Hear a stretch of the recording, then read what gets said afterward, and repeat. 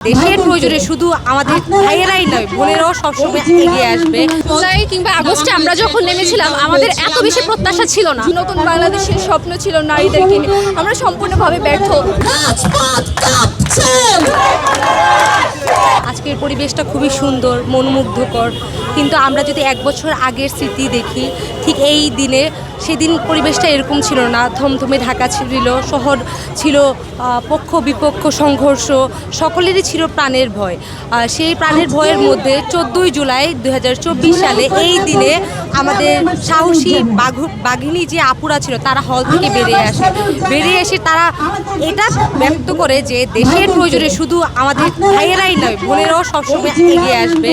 তারা যে দ্রুতভাবে রাজাকার স্লোগান দিয়ে রাতের অন্ধকারকে চিরে এই যে সাহসিকতাটা দেখায়, এটার স্মৃতিচারণ হিসেবে আমরা আজকের এই দিনটা বেছে নিই যে জুলাই কন্যা আমরা তোমাকে ভুলবো না এই প্রোগ্রামটার জন্য। এই যে আমাদের ভাইদেরকে যে চাঁদাবাজির মুখোমুখি হয়ে তাদের প্রাণ হারাতে হচ্ছে, তাদেরকে যে আহত হয়ে তাদের বেডে কাতরাতে হচ্ছে, তারা এখনও তাদের সুচিকিৎসাটা পাচ্ছে না।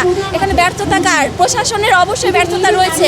নাহলে তাদের অবিলম্বে পুলিশ যদি কোনোভাবে পদক্ষেপ তাদের কঠোরভাবে না নিতে পারতো, যদি নিত, তাহলে আমাদের এই দেশে এই অবস্থাটা আর হইতো না।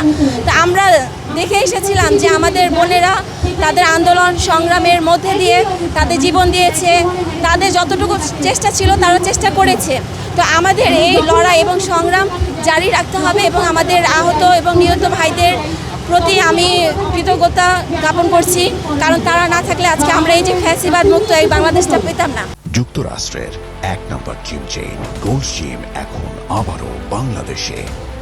বসুন্ধরা আবাসিক এলাকা ও বসুন্ধরা সিটি শপিং মলে। জুলাই কিংবা আগস্টে আমরা যখন নেমেছিলাম আমাদের এত বেশি প্রত্যাশা ছিল না।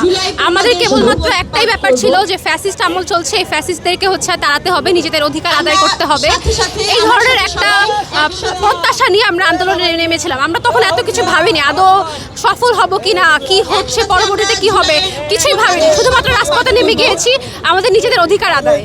আজ 1 বছর পর এসে 1 বছরে আমাদের অনেক প্রত্যাশা জেগেছে, অনেক অধিকার, অনেক অঙ্গীকার, অনেক কিছুই আমরা দেখেছি। 15-16 বছর ধরে যে ধারাবাহিকতা চলছে সেটা 1 বছরে সংস্কার করা পসিবল না। তবে আমরা আশা রাখি যে এটা আমরা যা প্রত্যাশা করেছি তা হয়তো হবে। 1 বছরের মধ্যে অনেক কিছু আমরা দেখেছি হয়েছে। আপনারা দেখতে পারবেন যে এখানে অনেক শিক্ষালা মামার আছে, তাদেরকে আমরা তাদেরকে স্মরণ করে আজকের দিনটা আমাদেরকে উদযাপন করা আর কি, নারী উইমেন ডে আর কি। সো এখানে ভূমিকা ছিল যে গণঅভ্যুত্থানের ভূমিকা ছিল, নারী যে ভূমিকা ছিল তাদেরকে ওই ভূমিকার ইয়েটা প্রকাশ করার জন্য আমরা দেখেছি জুলাই আগস্টের পরে যে আমাদের যে স্বপ্ন ছিল, নতুন বাংলাদেশের স্বপ্ন ছিল নারীদেরকে নিয়ে, আমরা সম্পূর্ণভাবে ব্যর্থ। ওই অধিকার পর্যন্ত আমাদেরকে নারীদেরকে দেওয়া হয়েছে। আমাদেরকে সবসময় পিছিয়ে বেড়ানোর চেষ্টা করে রাষ্ট্রের উচিত ছিল যে যারা আমাদের আন্দোলনরত শিক্ষার্থী ছিলেন পুরো বাংলাদেশে তাদেরকে খুঁজে বের করা, সেটা এখন পর্যন্ত এই রাষ্ট্র খুঁজে বের করতে পারেনি। তো আমাদের এই জায়গা থেকে আমরা বলবো যে এখন দীর্ঘ 1 বছর পর হয়ে গেছে, কিন্তু আমাদের পুরো বাংলাদেশের নারী শিক্ষার্থীদেরকে বলি এবং মাদেরকে বলি যারা আমাদের আন্দোলনে রত অবস্থায় আমাদের সাহায্য করেছে, তাদেরকে এখনো পর্যন্ত খুঁজে বের করতে পারিনি।